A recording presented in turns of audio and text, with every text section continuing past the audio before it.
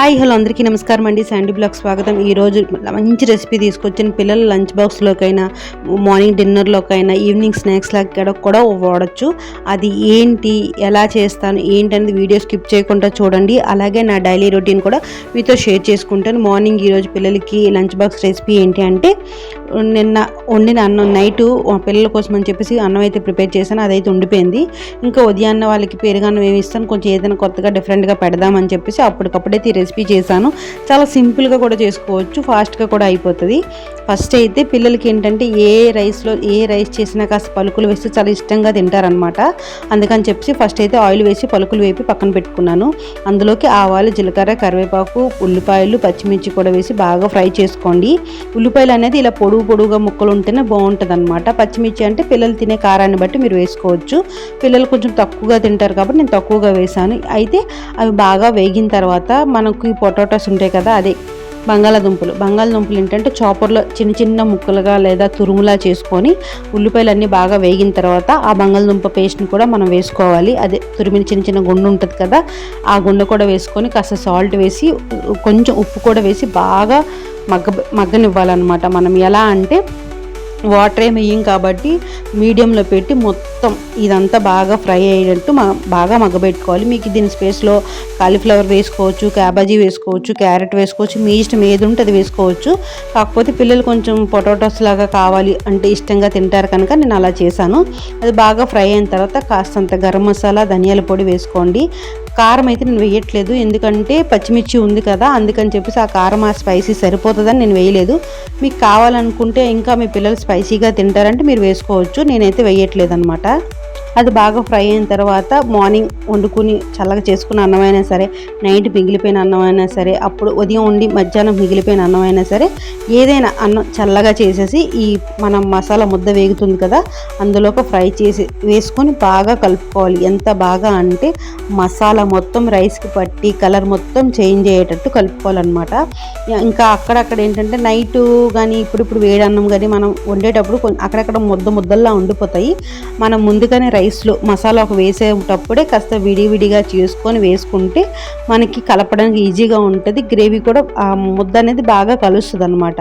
అంటే పొటాటోస్ ఏంటంటే మనం ముద్ద బాగా తురిమి వేసుకున్నాం కాబట్టి అది అక్కడక్కడ ఉండల్లా ఉండిపోతుంది. అందుకని చెప్పేసి మనం ఆ ఉండలా ఉన్నది స్మాష్ చేస్తూ కలుపుకుంటే కనుక చూసారా నేను వీడియోలో ఎలా విడదీసి కలుపుతున్నానో సేమ్ అలాగ యాజ్ టీజ్గా మీకు ఎలా వీలైతే అలాగా అది కొంచెం చెదిరినట్టు బంగాళదుంప పేస్ట్ అదంతా బాగా చెదిరినట్టు కలుపుకుంటే కనుక రైస్లోకి ఆ మసాలా పర్ఫెక్ట్గా పడుతుంది. ఇది ఏంటంటే పిల్లలకి ఈవినింగ్ స్కూల్ నుండి వచ్చేటప్పుడు స్నాక్స్లా ఇవ్వచ్చు, లంచ్ బాక్స్లోకి ఇవ్వచ్చు, మార్నింగ్ టిఫిన్ కింద ఇవ్వచ్చు.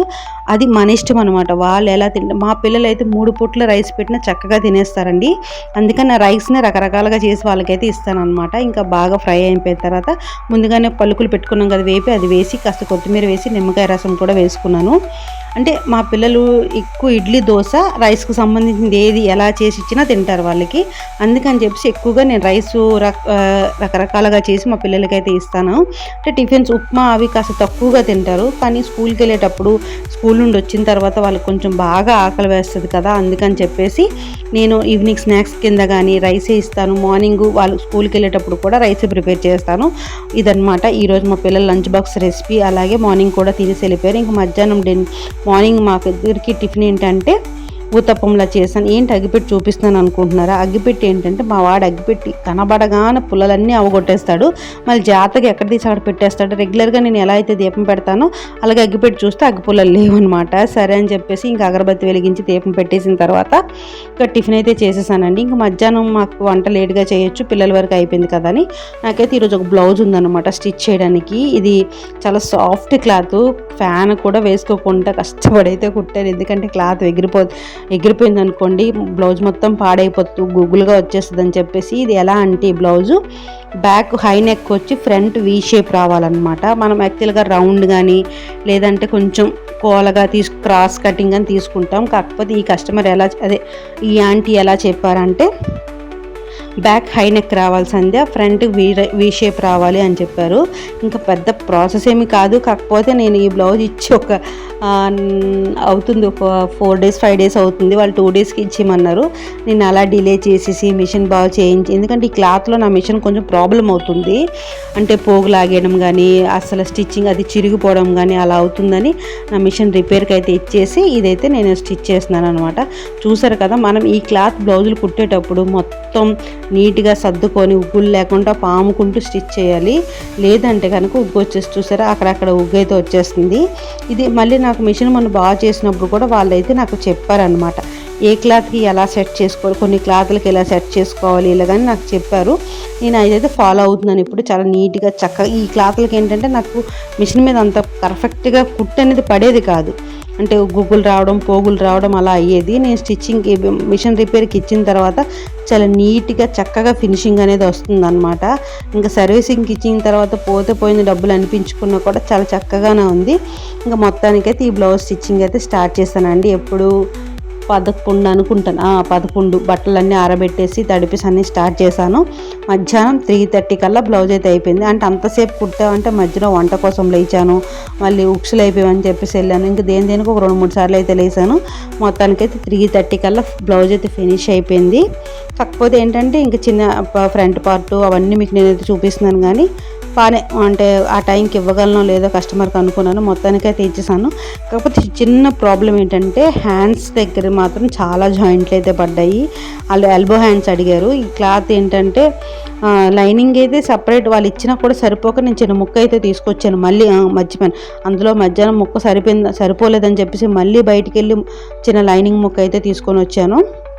ఇంకా తీసుకొని వచ్చిన తర్వాత అప్పుడు మళ్ళీ స్టిచ్ చేశాను. వాళ్ళు ఎల్బో హ్యాండ్స్ అడిగారు, అప్పటికి లైనింగ్ సరిపోలేదు. ఇంకా ఎందుకని చెప్పేసి హ్యాండ్స్ కట్ చేసి ఫ్రంట్ పార్ట్కి ఏమో నేను మళ్ళీ సపరేట్గా పిల్లలకి బయటికి వెళ్ళేటప్పుడు తీసుకొచ్చుకొని, అంటే క్యారేజ్ వాళ్ళు అతను ఇస్తానన్నారు, మళ్ళీ ఏమనుకున్నారో టైం అయిపోయిందని వెళ్ళిపోయారు. అందుకని చెప్పేసి మధ్యలో నేను వెళ్ళి లంచ్ బాక్స్ ఇచ్చి అప్పుడు తీసుకొచ్చాను అనమాట. ఈరోజు పిల్లలకి ఏమొచ్చి ఉదయం లంచ్ బాక్స్ మా పాప అది కాస్త కట్టమ్మ అంది. ఇంకా దాంతోపాటు కొంచెం పెరుగన్నం వేసి కాలీఫ్లవర్ వాళ్ళకి క్యాబేజ్ అయితే వేపాను. వాళ్ళు శనగపప్పు బీరకాయ కూర తినరు కాబట్టి మా కోసం వేడివేడిగా అప్పుడు ప్రిపేర్ చేశాను. ఇంకా టమాటా పచ్చడి, పెరుగు. ఈ అన్నం ఏంటంటే మీరు చూసారు కదా, ఈ అన్నం నేను మిగిలిపోయిన అన్నాన్నైనా చల్లగా అయిపోయిన అన్నం తర్వాత అయినా మజ్జిగ చిలికేసి పచ్చిమిర్చి కరివేపాకు అల్లం వేసి ఇలా నానబెట్టుకుంటే కనుక సమ్మర్లో ఈ అన్నంకి మించిన రైస్ వేరేదే ఉండదండి. అంత బాగుంటుంది అనమాట, తింటే చాలా హాయిగా అనిపిస్తుంది. అందుకని చెప్పేసి ఆ రైస్ అయితే ఖచ్చితంగా సమ్మర్లో ప్రతిరోజు మా ఇంట్లో అయితే చద్దన్నం ఎలా ఉంటుందో అలా ఉంటుంది అనమాట. పాతకాలంలో ఇంట్లో కంపల్సరీగా చద్దన్నం చద్దకుండా ఉండేది కదా, అదే చల్లదన్నం అనమాట. మా ఇంట్లో సమ్మర్ ఉంటే ఖచ్చితంగా ఈ రైస్ కంపల్సరీగా ఉంటుందండి. పెరుగు పచ్చిమిర్చి కరివేపాకు వేసి నానబెట్టిన రైస్ మాత్రం ప్రతిరోజు ఉంటూనే ఉంటుంది. ఇంకా మా పాప అప్పుడప్పుడు తిందేమో కానీ మా వాడు కూడా చాలా ఇష్టంగా తింటాడు. తను కొంచెం మజ్జిగ అలా తింది కానీ పెరుగు వాటిని ఎక్కువగా ఇష్టపడుతుంది. మొత్తానికైతే ఈ రైస్ అయితే చేసేసి బ్లౌజ్ కూడా స్టిచ్చింగ్ అయితే చేసేసానండి. నీట్గా చేసేసి హిమ్మింగ్ అది చేసి కస్టమర్కి అయితే ఇచ్చేసి అది ఆంటీకి ఇచ్చేసి నేను పిల్లల్ని స్కూల్ నుంచి తేడానికి అయితే వెళ్ళాను. ఇంక ఈవినింగ్ స్నాక్స్ కింద పిల్లలకి ఏం చేస్తాను ఏంటంటే, మొన్న సండే రోజు అయితే సేమియా పాయసం చేశాను కదా, అది కాస్త తిన్నారు, కాస్త వదిలేశారనమాట. అదే మళ్ళీ కొంచెం పాలు వేసి వేడి చేసి వాళ్ళకైతే ఇచ్చేసాను. ఇంక ఈవినింగ్ మధ్యాహ్నం నైట్ డిన్నర్లోకి చపాతీ చేశాను ఉదయం కర్రీతో. ఇంకా మా ఏరియాలో పండగ అయితే అవుతుందండి, ఆ పండగ కోసం ఈ ఏర్పాట్లన్నీ అనమాట. ఇంకా పాదం తేవడానికో సంథింగ్ ఎక్కడికో అయితే వెళ్తున్నారు. ఇంకా హడావిడి అయితే మామూలుగా ఉండదు. ఇంకా అదంతా కూడా నేను మ్యూట్లో పెట్టకుండా మీకు ఆ సౌండ్స్ అంటే పైన ఉంటాం కాబట్టి అంత క్లియర్గా నేను చూపించలేకపోయాను. కాకపోతే పండగ వాతావరణం అయితే స్టార్ట్ అయిందనమాట. ఇంకా లైటింగ్ అదేమీ పెట్టలేదు. మొత్తానికైతే ఊర్లో వాళ్ళందరూ పెద్ద మనుషులందరూ కలిసి అమ్మవారి గుడికి అయితే వెళ్తున్నారు. ఆ వ్లాగ్ ఆ చిన్న వీడియో అనేది చూసేయండి.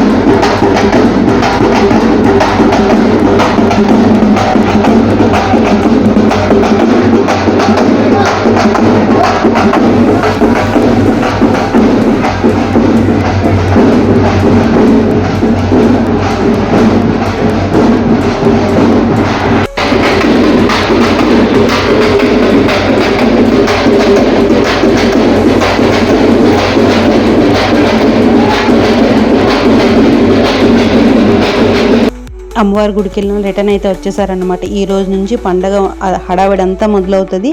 కాకపోతే పల్లెటూరులో జరిగినట్టయితే ఏమి జరగదు. దానితో మీ పైన ఉంటాం కాబట్టి అస్సలు పండగలా మాకైతే అనిపించదు అనమాట. ఇదండి ఈరోజు నా డైలీ రొటీన్ బ్లాగ్ అనమాట. పిల్లల కోసం కానీ పెద్దవాళ్ళ కోసం అయినా మంచి రెసిపీ అయితే ట్రై చేశాను కదా, మీరు కూడా ట్రై చేయండి. ఎలా వచ్చింది అంటే నాకు కామెంట్ చేయండి. వీడియో కనుక నచ్చితే లైక్ కొట్టండి, షేర్ చేయండి, ప్లీజ్ సపోర్ట్ చేయండి. రేపు వీడియోలో మళ్ళీ కలుసుకుందాం.